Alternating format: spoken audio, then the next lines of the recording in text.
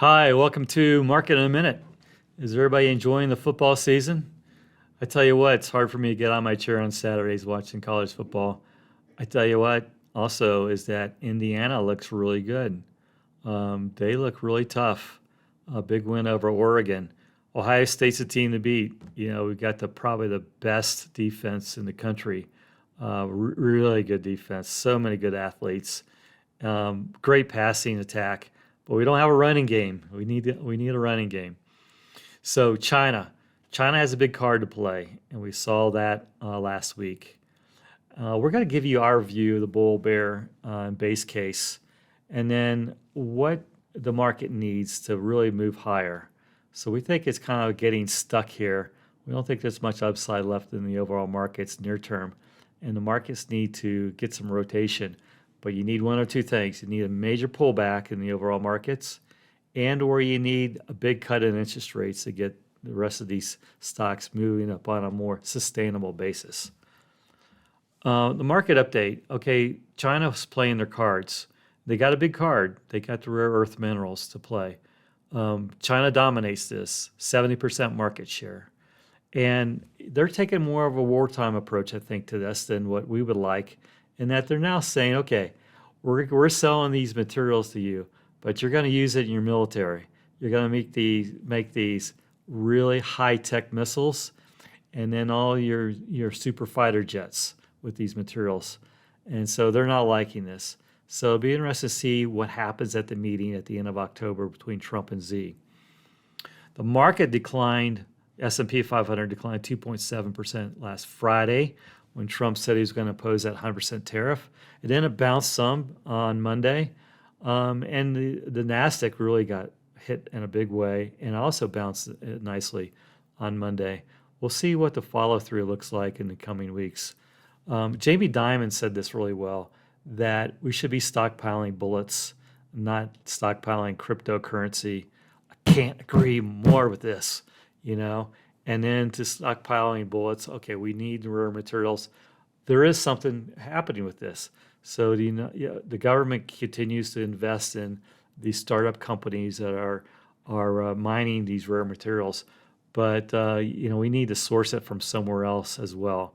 It's going to take a while to get these things out of the ground. You can see MP Materials. So this is the biggest one at this point. Went public via a reverse merger. The government came in, bought a slug of it, basically funded another 10%. And the market cap is now 17 billion in size. So this stock has gone from 20 to 100, believe it or not.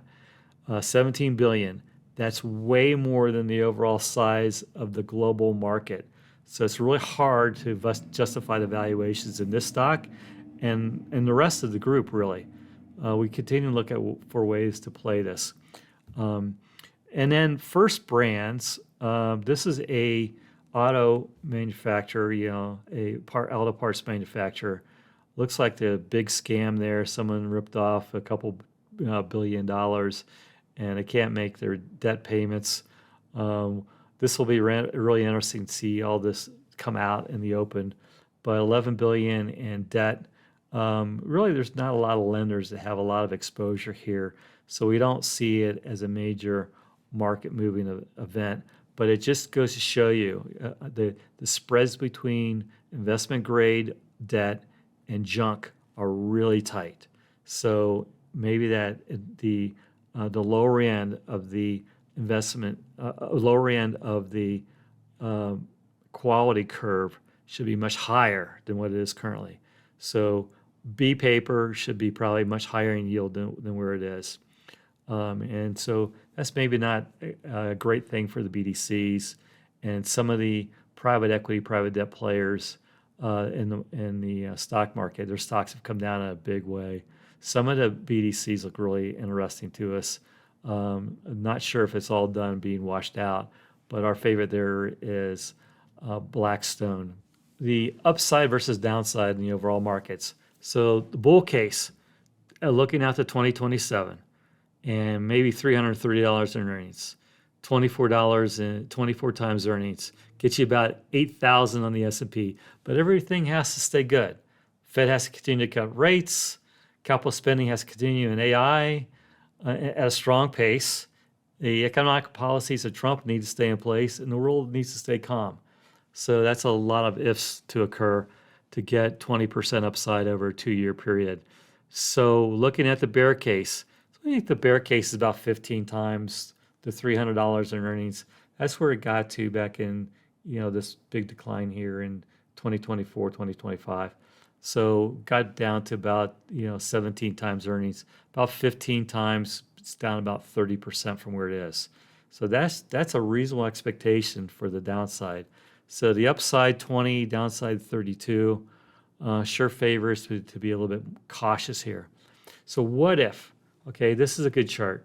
What if the market just follows the earnings at this point, pulls back to the earnings trend? If it pulls back to the earnings trend, there's about 17% downside.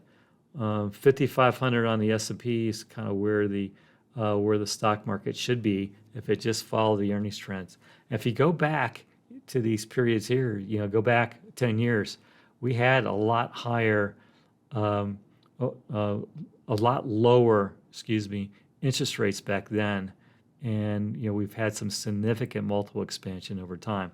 So it's down 17% seems to be kind of a reasonable bear case to have at this point. Okay, so what if you use the philosophy, the sentiment that's already in the markets? Don't change it. What's the upside on 2026? You just use the 22 times earnings, right? And you use $310, a little bit higher on the earnings. 22 times 310 is 6820 on the S&P. That's 4% upside. So there's not a lot of upside left in this overall market. It needs that rotation. You can't keep piling into the same old stocks. And there's some really lack of due diligence that's being done on a number of different companies in the stock market at this point. Rotation. So rotation will be good, okay? What needs to happen on rotation? You need a big pullback, a major pullback in the overall markets, and those value names or underowned names need to hold up. Or you need a major decline in interest rates. So that may happen over the next 12 months. We may see that interest rate decline, get the housing market going again. The banks seem to be in good shape, but that has certainly helped the banks. Consumer stocks should be fairly good with all the stimulus that's happening for the consumer next year in terms of tax cuts. These staples, if rates come down, the bond yields will come down, and these high dividend paying stocks in the staples area look a lot more attractive.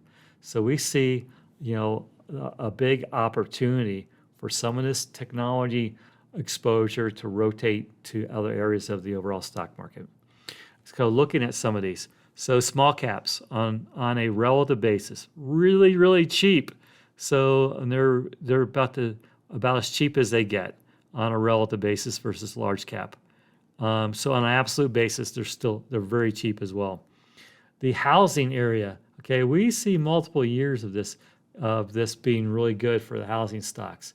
We need lower interest rates, but you go back, over 20 years.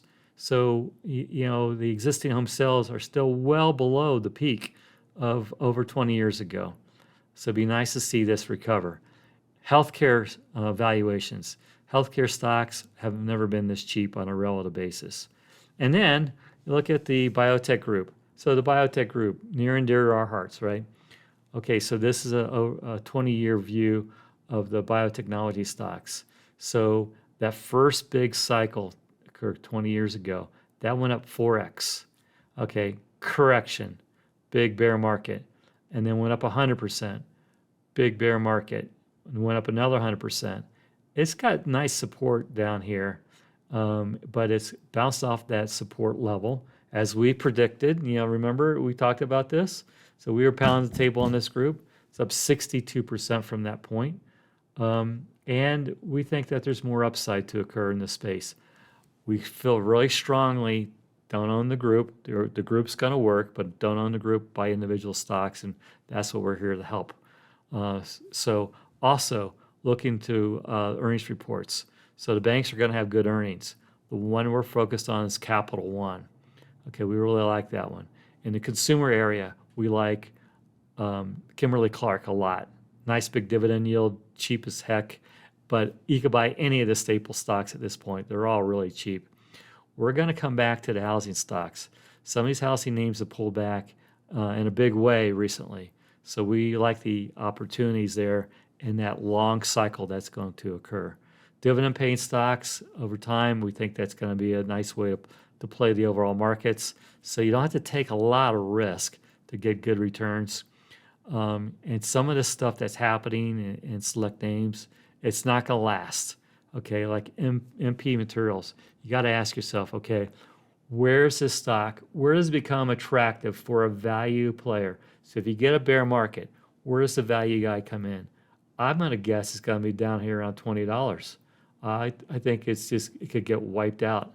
If Trump and Z come to some sort of agreement, they kiss and make up, you know, and they really have good agreements in place, and we're not going to go to war and all that stuff, you know, this stock is going to go significantly lower. So if you have any questions, come to my website, Patrick Adams CFA, ping me, or come to my company's website, PVG Asset Management, see what we have in terms of the strategies we manage. You may like them. We're a loss-averse investor, but we still get really good returns. And if you want to get a hard copy of Market in a Minute, again, just ping me, and we'll put you on a list to get a hard copy of Market Minute email to you every week. Take care.